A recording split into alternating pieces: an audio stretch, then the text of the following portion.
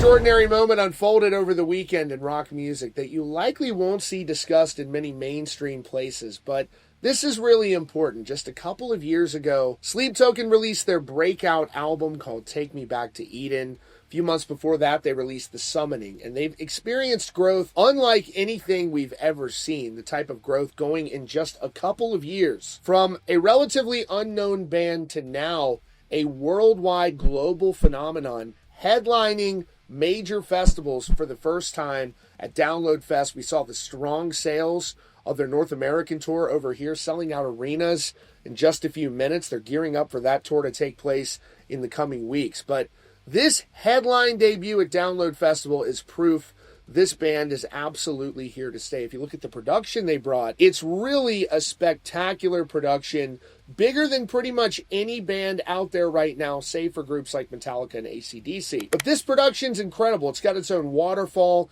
It's an entire building or castle-like structure. They've got backup vocalists. It's a real unique feel, an incredible light show.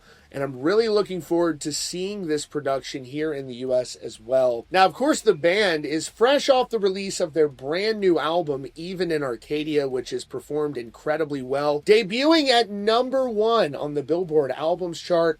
Something you rarely ever see from a rock band. It's just absolutely amazing. And coming to the defense of Sleep Token, like with any band experiencing the type of breakout success that they're currently having, they have their fair share of detractors.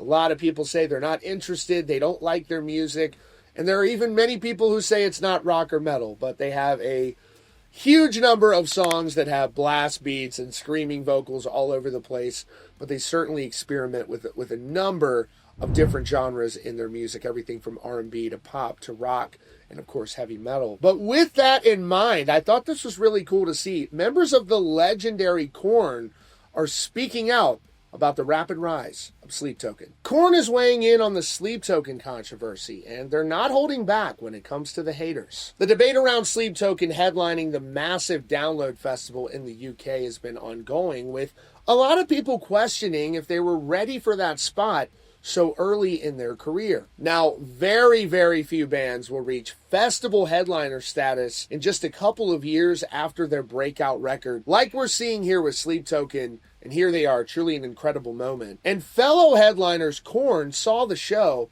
and they had a pretty direct message for anyone who was doubting them. In a new interview with the BBC Radio 1 rock show, Korn guitarist Brian Head Welch and James Monkey Schaefer talked about what they witnessed. Head put it plainly, saying, "I love it because all these people, I don't know how many, but I heard chatter about people like Sleep Token headlining. Some people were saying they're so young to be able to headline so quick. And they came with that stage, shut everybody up. They went bigger than a Slipknot stage, man." Now, that's a pretty big statement, comparing their stage production to a band as big and visually iconic as Slipknot. And Monkey backed him up, adding that it's not just about the spectacle. He said, "Also, the new record is incredible, so it's not only like the stage. Yeah, you can do that all day long, but they got the songs to back it up." For context, Sleep Token has had a meteoric rise. They went from playing their first show just 7 years ago to headlining one of the biggest metal festivals in the world. Their sound, which mixes metal with pop, R&B, and even funk, has earned them a massive following. But it's also drawn criticism from some corners of the metal community who argue they aren't actually metal. It's so great to hear that from the legendary Korn, and you can tell they're genuine fans of what they're seeing out there. So that's really, really special. Obviously, they're commenting as well on that stage production. And a quick note about Korn, the band is working on their follow-up to their 2022 album Requiem. And I saw recently they're going to be taking this back old school, where they're going to be doing analog in the production of the record. I think that is so fascinating. Really hope to have them on the podcast at some point. We'll keep you posted on that record. Very exciting stuff. Thank you so much to the Feed fam for all your support. Just $5 a month. Got your name up on the screen, badges in the comments, and early access to videos.